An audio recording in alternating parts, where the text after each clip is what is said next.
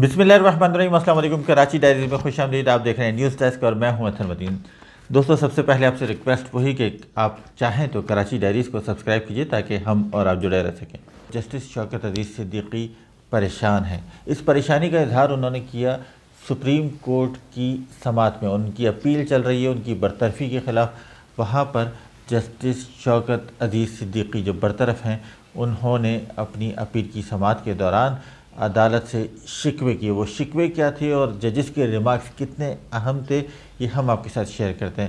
تو سب سے پہلے تو جناب جب ہوئی سماعت شروع تو اس وقت یہ ہوا کہ ایک یہ شوکت عزیز صدیقی صاحب نے جذباتی ہو کر یہ کہا کہ میں 3 سال جو ہے وہ 3 سال سے سائل ہوں، فریادی ہوں، میں جج بھی رہ چکا ہوں، میں نے 20 سال وکالت بھی کی ہے اور آج میرا یہ حال ہے، جس پر ڈانٹ پڑ گئی ان کے وکیل کو کہ آپ کے موکل جو ہیں وہ عدالت کی تضییق کر رہے ہیں۔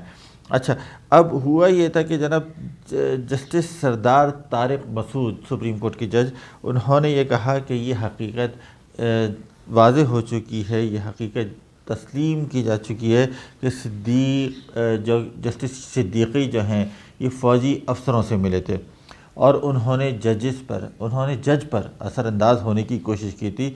توہین عدالت کا نوٹس تو بنتا ہے۔ جرنیل ملنے آیا تھا ان سے تو انہوں نے شوکاز نوٹس جاری کیوں نہیں کیا؟ اب اس کے اوپر جو ہے شوکت عزیز صدیقی جو ہیں وہ اٹھ کر روسٹرم پر آ گئے اور انہوں نے کہا کہ مجھے صرف اس لیے نہیں نکالا جا سکتا کہ میں ایک جرنیل سے ملا تھا۔ اور اس وقت کی آپ حالات دیکھیں، اس وقت کی صورتحال کو انڈرسٹینڈ کرنے کی کوشش کریں۔ اب یہ اپنی سچویشن کو جسٹیفائی کر رہے ہیں اس کے اندر، لیکن آگے اس کے اندر بڑے اہم ریمارکس ہیں سپریم کورٹ کے، وہ بھی آپ کو بتاتے ہیں۔ تو جسٹس شوکت نے کہا کہ مجھے صرف اس لیے نہیں نکالا جا سکتا کہ میں نے ایک جرنیل سے ملاقات کی تھی۔ اس وقت کے آپ حالات دیکھیں، اس وقت تو یہ حال تھا کہ جناب جسٹس ثاقب نثار جو چیف جسٹس تھے وہ میری گردن کے پیچھے پڑے ہوئے تھے، یہ ان کی بات تھی۔ اور پھر اس کے بعد انہوں نے کہا کہ اگر آپ چاہیں تو مجھے پھانسی بھی دے دیں، مجھے کوئی اعتراض نہیں۔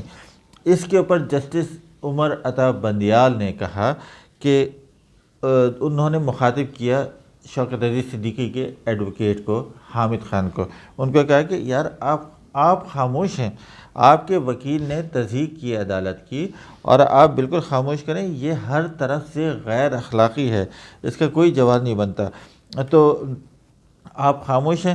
اس کے اوپر جو ہے حامد خان نے کہا کہ کبھی کبھی جذبات میں ایسا ہو جاتا ہے، میں ان کی طرف سے معافی مانگتا ہوں، لیکن جب یہ فیض آباد دھرنا کیس چل رہا تھا تو اسی کے کچھ ریمارکس پر جسٹس شوکت عزیز صدیقی کو سپریم جوڈیشل کونسل کی طرف سے نوٹس بھیجا گیا تھا۔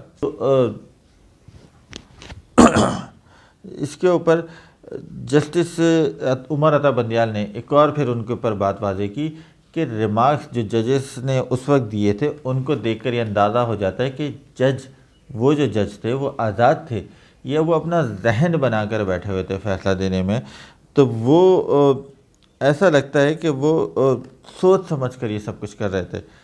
اور یقیناً اس کے اوپر اب سماعت ابھی اور ڈیولپ ہو رہی ہے۔ یہ ریمارکس بڑے اہم ہیں اور اس سے یہ ثابت ہوتا ہے کہ عدلیہ بھی یقیناً اس معاملے میں بات کرتی ہے کہ جب یہ کہا جاتا ہے کہ آپ کے ریمارکس دیکھ کر جو فیض آباد دھرنا کیس میں ریمارکس دیے گئے تھے اس سے یہ لگ رہا تھا کہ آپ جو ہے یہ ذہن بنا چکے ہیں کہ ہمیں کس طرف جانا ہے، جبکہ ججز کو اپنی جو رائے دینے میں چاہے وہ کتنا ہی سخت ہو، کتنا ہی سب کچھ ہو، لیکن اب وہ عدالت کے اندر بالکل نیوٹرل رہتے ہیں۔ ایک یہ چیز سامنے آتی ہے کہ جب آپ کے پاس اختیار ہوتا ہے اور آپ کسی کرسی پر بیٹھے ہوتے ہیں تو آپ اپنے آپ کو با اختیار سمجھتے ہوئے بڑے بڑے قدم اٹھاتے ہیں، بڑے بڑے فیصلے کرتے ہیں اور بظاہر بادی نظر میں ایسا لگتا ہے کہ آپ بڑے بولڈ اسٹیپ لے رہے ہیں، لیکن جب آپ کے پاس سے سب کچھ چھن جاتا ہے تو آپ فریادی بن جاتے ہیں۔ آپ فریادی بنتے ہیں اور آپ کو پھر اپنی کنڈیشن کا، اپنی حیثیت کا، اپنی پوزیشن کا احساس ہوتا ہے تو پھر آپ جذبات میں بھی آ جاتے ہیں اور آپ روحان سے بھی ہو جاتے ہیں۔ یقیناً یہ چاہے وہ جج ہو یا پھر ایک عام آدمی، یہ چیز ہمارے سمجھنے کے لیے بڑی اہم ہے۔ ملتے ہیں انشاءاللہ اگلی ویلاگ میں۔ اپنی رائے سے ضرور آگاہ کیجیے گا۔ کراچی ڈائریز سبسکرائب کرنے کے لیے ایک دفعہ پھر ریکویسٹ، بہت شکریہ۔